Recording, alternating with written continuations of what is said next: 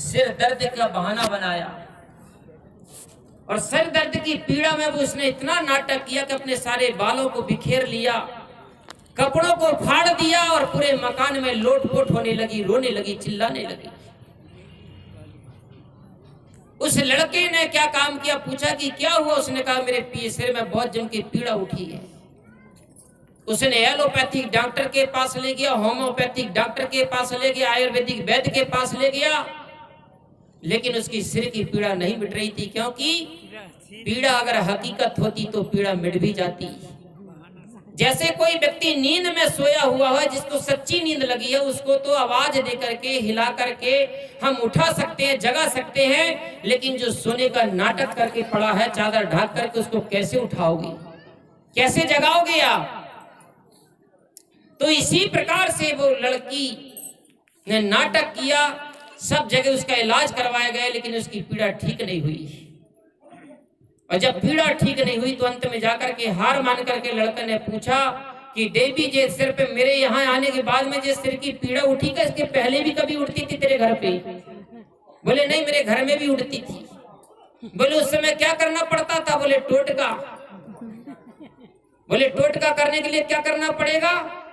बोले जो तुम्हारी माँ है ना, बोले तुम्हारी माँ के चेहरे में कालीमा पोतना पड़ेगा, सिर का मुंडन करना पड़ेगा और गले में जूतों की माला पहना करके गधे में बैठा करके मेरे आसपास घुमाना पड़ेगा।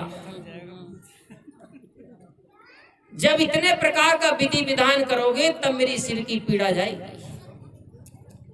अब जो लड़का अपने माँ को अपने से अलग नहीं देख सकता है, दुख नहीं देख सकता, वो अपनी माँ के साथ ऐसा कर सकता है? और उस लड़के ने सोचा अगर नहीं करता हूं तो ये तो पूरा घर को उठा के बैठी है अपने ऊपर सिर पे। तो उसने एक युक्ति सूझा। उसने क्या सोचा कि किसी न किसी गुरु के पास जाना चाहिए। और ध्यान रखना, मैं आप लोगों से हाथ जोड़ करके निवेदन करता हूं कि आपके जिंदगी में जब भी कोई समस्या, कोई दुख आए तो आप किसके पास जाते? किसी पंडित जी के पास जाते, किसी ज्योतिष वाले के पास जाते, किसी झाड़ा फूक वाले के पास जाते हो, किसी धागा ताबीज वाले के पास जाते हो, लेकिन जिंदगी में कभी कोई बिरला इंसान होगा जो अपने किसी गुरु के पास जाता होगा। इसलिए जीवन में जब भी कोई समस्या है तो ऐसे लोगों के पास मत जाना, अपने गुरु के पास जाना, अपने इष्ट के पास जाना। तो वो इंसान भी गुरु के पास गया और गुरु जी ने उसे युक्ति दे दिया। युक्ति से ही मुक्ति है।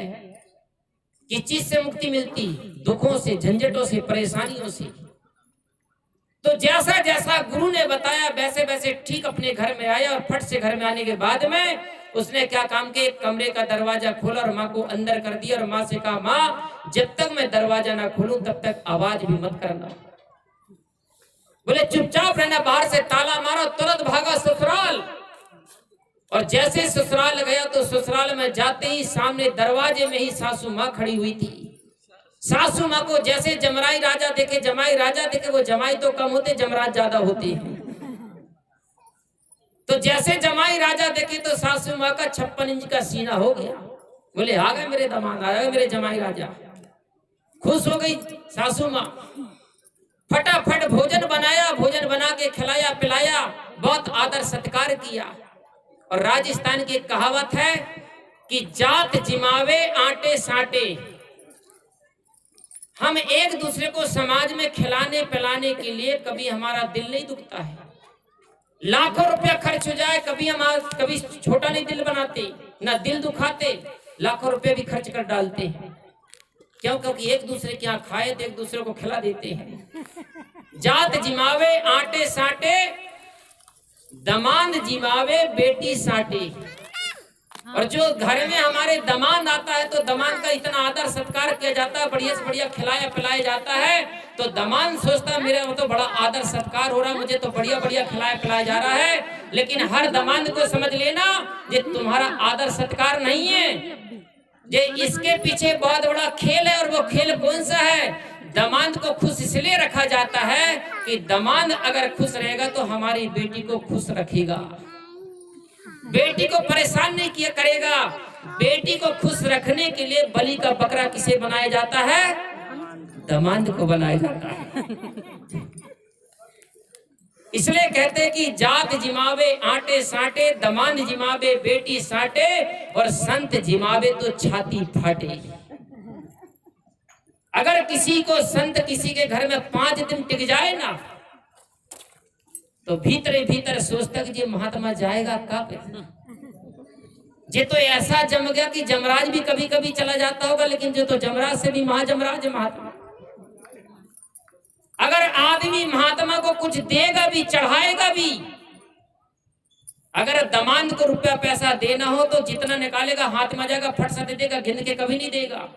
लेकिन महात्मा को अगर कोई दान पुण्य करना, चढ़ाना ना, तो 2 बार थूक लगा के 2 बार घिस के देखता कि एक की जगह 2 तो नहीं जा रही है। अब बताइए, आदमी के जिन में धर्म का कभी लगाव और दान पुण्य करने का है उसके दिल में भाव। इसीलिए वो कहावत बनी है राजस्थान में। तो इसी प्रकार वो सासू माँ ने अपने जमाई राजा के लिए फटाफट भोजन बना के खिला पिलाया, और जब तख्त में बैठा दामाद, तो दामाद से वो अपनी सासू माँ पूछती, बेटा बोले हमारी बेटी तो ठीक है ना? बोले मत पूछो उसका हाल। बोले क्या हुआ? बोले उसके तो बेहाल है। बोले क्या हुआ? बोले उसके सिर में पीड़ा उठी। बोले कितने दिन से? बोले 8 दिन से। तो बोले तुमने इलाज नहीं करवाया? बोले सब कुछ करवाया, उसकी पीड़ा ठीक नहीं हो रही। बोले कुछ तो बताया होगा? बोले बताया। बोले क्या? बोले टोटका करने के लिए बताया। बोले क्या बताया है? उसने कहा बोले कि मेरे माँ के पास जाओ और मेरी माँ से कहना कि चेहरे में कालिमा पोते, बालों को मुंडन करवाए, जूतों की माला पहने और गधा में बैठ करके मेरी खाट के आसपास घूमे, तो मेरी पीड़ा मिट सकती। बोले बस इतने तो करना पड़ेगा ना, और कुछ तो नहीं? बोले भाई इतनी बताई तुम्हारी बेटी ने। माँ तैयार हो गई, क्योंकि माँ चाहे बेटा की हो चाहे बेटी की हो, माँ अपनी औलादों के लिए कुर्बान होती है। माँ तैयार हो गई, मैं अपनी बेटी का दुख नहीं देख सकती हूँ। बोले जल्दी से जल्दी जमराई राजा मेरे चेहरे में कालिमा पोतो, मुंडन करो। वो तो तैयार बैठा ही था, पहले से हथियार पड़ियार लेकर पहुंचा था। उसने फटाफट निकाला कालिमा, सासू माँ के चेहरे में पोत दिया पेंट, सिर का कर दिया मुंडन और जूतों की माला पहना दिया, और गांव के किनारे लाते लाते धोबी का गधा पहले से तैयार था किराए का। धोबी के गधा में बैठा करके जहां उसकी पत्नी लेटी थी उसके खाट के आसपास घुमाया, और घुमाने के बाद में वो पहले पहले रोने का जो नाटक कर रही थी, रो रही थी, हाथ पैर पटक रही थी, धीरे धीरे शांत होने लगी। उसका रोना धोना भी शांत होने लगा, और बाद में धीरे धीरे तिरछी नजर से देखते देखते उठ के बैठ गई। और उठ के बैठने के बाद में शांत स्वभाव होकर के वो शांति से क्या बोलती मालूम आपको?